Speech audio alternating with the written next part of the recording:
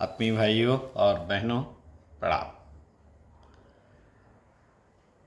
गायत्री मंत्र हमारे साथ साथ ओम भूर्भुवः स्वः तत्सवितुर्वरेण्यं भर्गो देवस्य धीमहि धियो यो नः प्रचोदयात्। भाइयों और बहनों, आज युवा संवाद में विषय था व्यक्ति, परिवार, समाज निर्माण के लिए आध्यात्मिक रूप से जीवन में परिवर्तन करने से क्या भौतिक जगत में सफलता और वैभव प्राप्त किया जा सकता है।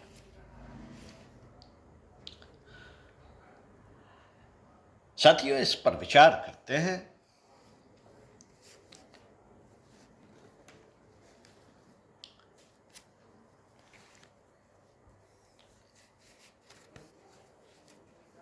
दरअसल पूजा पाठ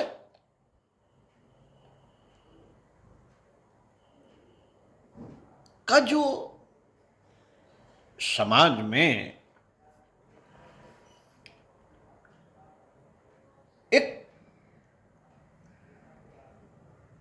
प्रचलित ढर्रा चल रहा है और वह है हनुमान जी की चालीसा पढ़ लीजिए, दुर्गा जी का स्तवन गा लीजिए और कुछ टंट घंट कर लीजिए, कुछ ऐसे मंत्रों का जाप किया जाए, उसका अनुष्ठान किया जाए, यज्ञ किया जाए और बस यूं सफलता प्राप्त हो जाएगी। माता रानी की कृपा हो जाएगी, हनुमान जी की कृपा हो जाएगी और शंकर जी की कृपा हो जाएगी और गणेश जी की कृपा हो जाएगी। तो करना क्या है? बस उनको बुला लाइए, घर में रख दीजिए और उनकी आरती पूजा उपासना रोज कीजिए और बस उन्हें विसर्जित कर दीजिए, हो गया।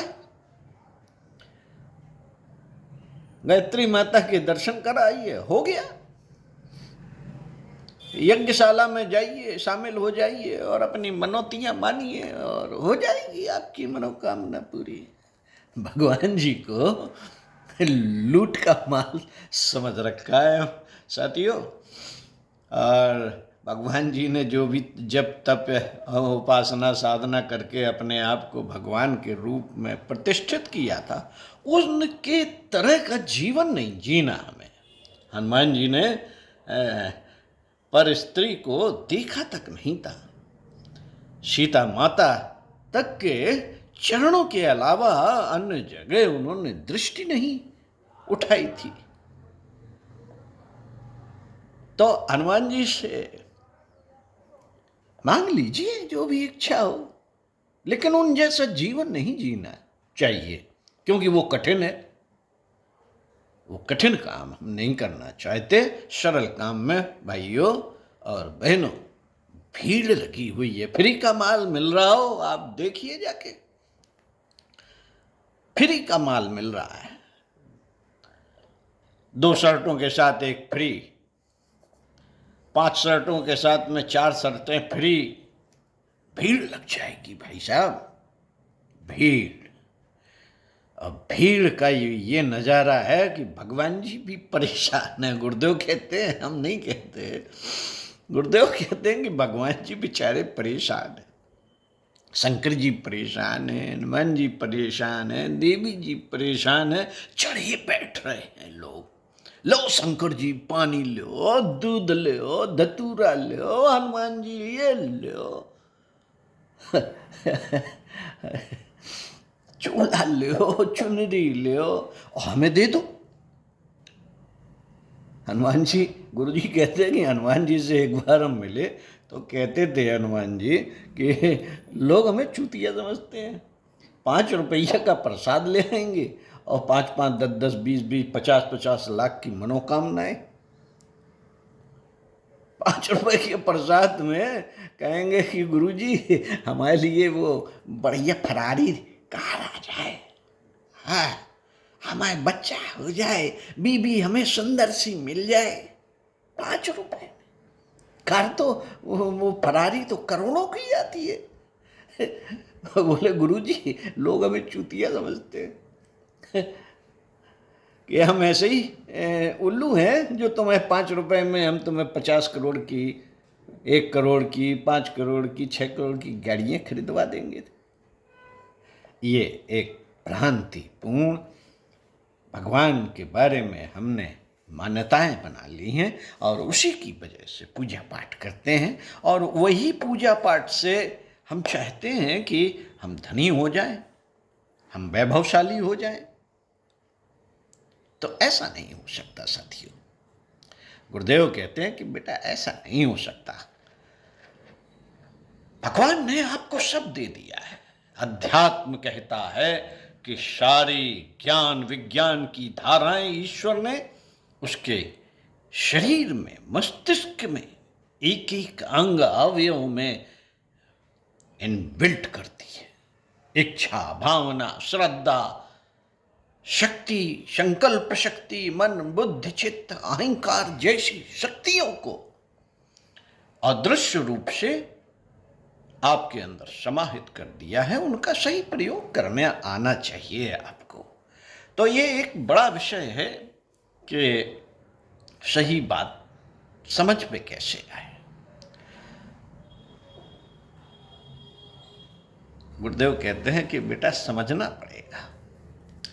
समझना अगर आप नहीं चाहते, आप ऐसे ही, आपको सरल चीज़ें पसंद हैं, तो आप वही करते रहिए जो कर रहे हैं कि चूल्हा चढ़ा दीजिए, चुन्नी चढ़ा दीजिए, थापा लगा दीजिए, शंकर जी को जल चढ़ा दीजिए और बस आप अपनी मनोकामनाएं मांग लीजिए। किसी यज्ञशाला में जाइए, लोगों ने व्यवस्था कर रखी है, उसमें जाके फ्री में आहुतियाँ डाल दीजिए और अपनी मनोकामनाएं पूरी करा लीजिए। तो ऐसे ही करना है तो करते रहिए। उपासना, साधना, आराधना नहीं जानना चाहते, अध्यात्म नहीं जानना चाहते, तो क्या कर सकते हैं। एक पुस्तक में उनकी बड़ी छोटी सी बात, अंतरंग जीवन का देवासुर संग्राम, लड़ना तो हमें पड़ेगा। कहाँ से लड़ना पड़ेगा? अपनी दृष्टियों में, दृष्टिकोण में परिवर्तन करना पड़ेगा। कहा है किसी कवि ने, नजरें तेरी बदली तो नजारे बदल गए, और किश्ती ने रुख बदला तो किनारे बदल गए। इसमें सनातन सत्य छिपा हुआ है। अध्यात्म का एक महत्वपूर्ण सूत्र छिपा हुआ है। जरा सी दृष्टि बदली तो किनारे बदल जाते हैं साथियों। उदाहरण दिया है, नाव जब अपना मुंह दूसरी तरफ मोड़ लेती है तो इधर का किनारा उधर और उधर का किनारा इधर दिखने लगता है। एक जंक्शन पर पास पास खड़ी हुई दो गाड़ियों में से आरंभ से एक छोटे से मोड़ पर दिशाओं में थोड़ा सा अंतर बनता है। धीरे धीरे यह अंतर इतना बढ़ जाता है कि एक दिल्ली से चलकर कलकत्ता जा पहुंचती है और दूसरी बंबई। दिल्ली में उन दोनों के बीच जरा सा अंतर था, पर अंत में दोनों के बीच सैकड़ों मील का अंतर पड़ जाता है। मानव जीवन में भी यही तथ्य काम करता है। व्यक्तियों के दृष्टिकोण में थोड़ा थोड़ा अंतर होता है, पर वह जरा सा ही अंतर जीवन की परिस्थितियों में भारी भिन्नता प्रस्तुत कर देता है। अध्यात्म यहीं से शुरू होता है साथियों। अध्यात्म में अगर जब गुरुदेव के अनुसार, गायत्री मिशन के अनुसार, जब व्यक्ति बदलता है तो परिवार बदल जाता है। परिवार बदलता है तो वो ही समाज में दृष्टिगोचर हो जाता है। बात तो दृष्टिकोण की बदलने की है। व्यक्ति अध्यात्म से कैसे बदल सकता है और आध्यात्मिक रूप से अपने जीवन में यदि वह परिवर्तन करने पे आ जाए तो क्या उसे भौतिक सफलताएं मिल सकती हैं? ज्यादातर इस संदर्भ में हमारी माताएं, बहनें और हमारे साथी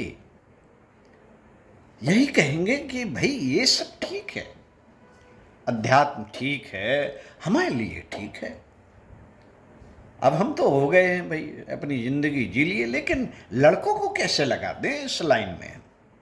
उपासना, साधना, आराधना, जो ये जीवन की शुरुआत है, जो मिशन की शुरुआत है, व्यक्ति निर्माण, परिवार निर्माण, समाज निर्माण, और इससे सब कुछ हो जाएगा। ये महत्वपूर्ण विषय है। हाँ, हो जाएगा, लेकिन हम नहीं जानते, इसलिए हम अपने बच्चों को इसमें नहीं जोड़ना चाहते। अपने बच्चों को तो हम वो वाली पढ़ाई कराना चाहते हैं जिससे कि हमारा बेटा एडिकेट सीखे, सभ्यता सीखे, ज्ञान अर्जन करे, और जैसे अंग्रेजी स्कूल में पढ़ने वाले बच्चे जो जो हरकतें करते हैं, उनके टीचर जो जो सिखाते हैं वही सीखे। जेंटलमैन बने, एक गुड़िया बने, एक क्वीन बने, तो ठीक है, क्योंकि उस रास्ते पे उन्हें लगता है वो इंजीनियर बन जाएगा, वो डॉक्टर बन जाएगा, वो आईएएस बन जाएगा, वो पढ़ाई करके बहुत बड़ा आदमी बनेगा। लेकिन होता नहीं। बन तो जाते हैं लोग, भ्रष्टाचार में लिप्त हो जाते हैं, कलेक्टर बन तो जाते हैं लोग, अवसाद में चले जाते हैं और सुसाइड तक कर लेते हैं। आपने सुना होगा, अभिनेता सुना होगा आपने, बड़े बड़े नेता सफलता की उच्च शिखर पर जाकर इतने डिमोरलाइज, अवसादग्रस्त हो जाते हैं अपने जीवन से कि वो सुसाइड कर लेते हैं। अभी एक कलेक्टर ने सुसाइड कर लिया था, सुना था मैंने, अखबारों में आया था। कितने लोग हैं जो बड़े बड़े ओहदों पर हैं, बड़े पदाधिकारी हैं, मंत्री शंत्री हैं, लेकिन अपराध में लिप्त हैं, भ्रष्टाचार में लिप्त हैं, किसी के शोषण में लिप्त हैं, किसी के साथ अभद्रता करने में लिप्त हैं। तो क्या उन्होंने सफलता प्राप्त कर ली? क्या आप उन्हें सफल व्यक्ति कहेंगे? साथियों, ऐसा नहीं है। पढ़ाई आवश्यक है, लेकिन पढ़ाई के साथ साथ आध्यात्मिक जीवन की पढ़ाई भी आवश्यक है। सफलता मिलती नहीं, अध्यात्म में पूजा पाठ से सफलता नहीं मिलती, ईश्वर को पाने से सफलता नहीं मिलती।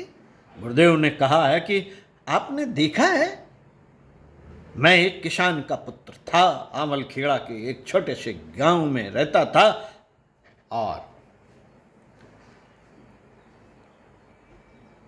हमने ईश्वर को पाने की कोशिश की, प्रयास किए, तो ईश्वर को पाने में तो सब चला जाता है।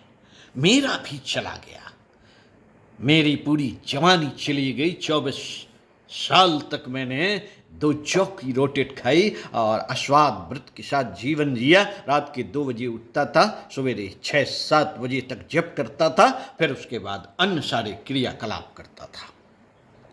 जीवन व्यतीत हो गया 24 सालों तक, 15 वर्ष की आयु से 24 सालों तक न पकौड़ी खाई, न जलेबी खाई, न कुछ किया। जो सभी करते हैं जवानी में, जो सभी लोग करते हैं, खाते पीते हैं, मौज करते हैं, घूमते फिरते हैं, मैं बस इसी में लगा रहा। तो क्या मुझे कुछ नहीं मिला? आप गलतफहमी में हैं। आप आइए कभी गायत्री तपोभूमि मथुरा की, आप आमलखेड़ा जाइए कभी, हमारे गांव में आप जाइए कभी, शांति कुंज हरिद्वार में, जहां मेरी समाधि है और मैं वहां रहता हूं, सूक्ष्म शरीर में रहता हूं। आप देखिए जाके, करोड़ों की बिल्डिंगें बनी हुई हैं, करोड़ों की, करोड़ों से नीचे नहीं। इतना तो मेरा व्यापार है। काय का व्यापार है गुरु जी? कुछ नहीं, विचारों का व्यापार है। विचारों के व्यापार से इतना पैसा, इतनी बड़ी बड़ी करोड़ों की बिल्डिंगें बना। हाँ, आपने देखा नहीं है, आप गुरु नानक का मंदिर नहीं देखे, उन्होंने भी यही काम किया था, अच्छे विचारों का व्यापार किया था, ईश्वर से जुड़ के उनकी बातों का प्रचार प्रसार किया था, और क्या किया था, पूरा विश्व ने जानता है। ऐसे कितने लोगों के नाम हैं जो मैं गिना सकता हूं, तो आप देखते रहिए ना, उनको जानिए, समझिए। आप तो जानते भी नहीं, समझते भी नहीं, बस यही कह देते हैं ईश्वर से जुड़ना बेवकूफ़ी है। आपको एक बढ़िया उदाहरण मैं अपना बताता हूं। मेरा बेटा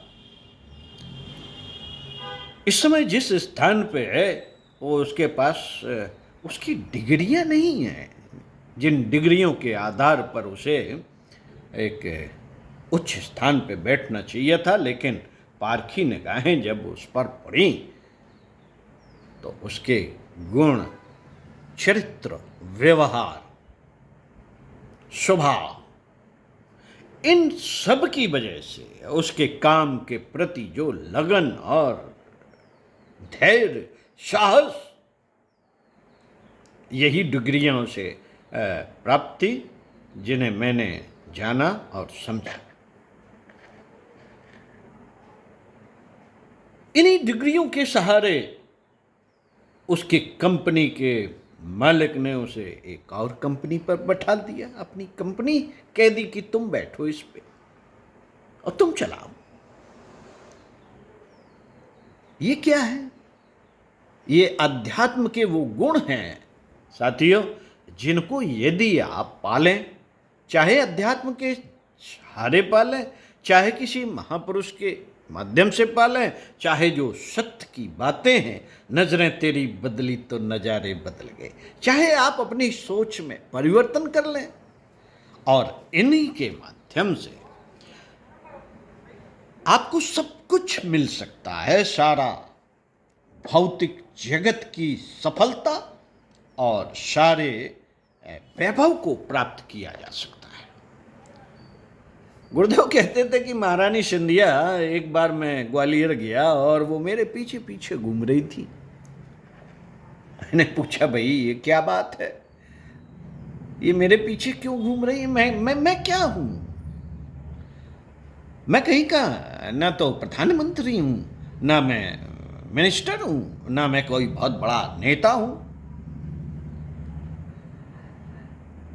तो ये उदाहरण देते हुए उन्होंने एक प्रवचन में कहा था कि बेटा, यदि व्यक्ति के भीतर सत्य हो, यदि व्यक्ति के भीतर आत्म बल हो, तो उसकी जो शक्ति होती है, उसकी जो वाइब्रेशन होती हैं, वो सब जगह फैलती हैं, और उन वाइब्रेशन के माध्यम से वो चुंबकत्व की तरह खींचती हैं अपने ओर।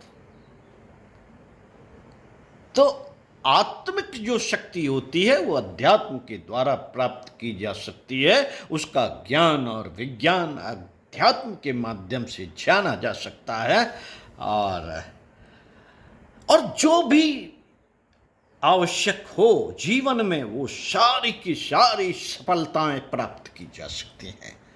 आप उस चुंबकत्व को जान भर लीजिए, आत्मा की शक्ति को जान भर लीजिए। तो इन्हीं शब्दों के साथ आज अपनी बात को समाप्त करते हैं। और